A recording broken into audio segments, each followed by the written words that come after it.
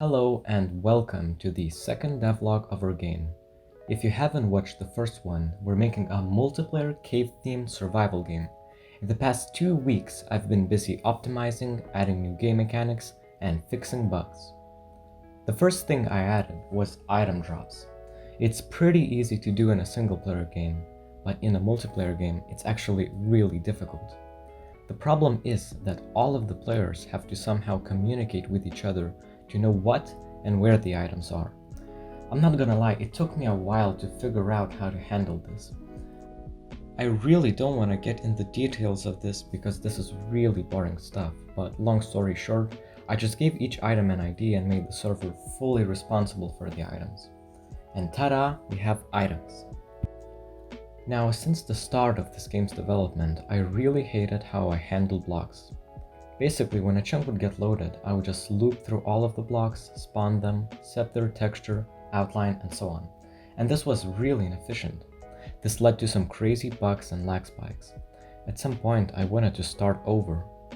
But then, a genius idea came to mind. Mesh generation. Instead of spawning every single block, I could just spawn one big boy.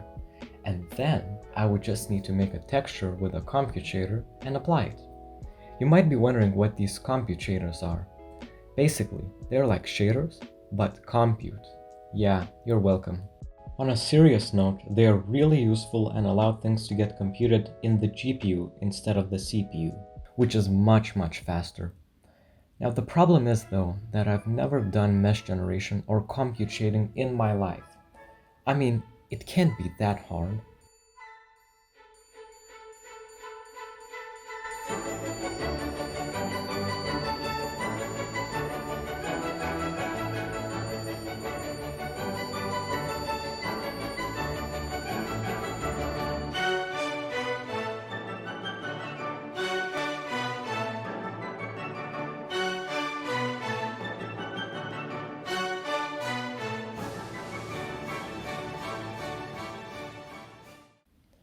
Yeah, I somehow did this in 2 days and it was really painful.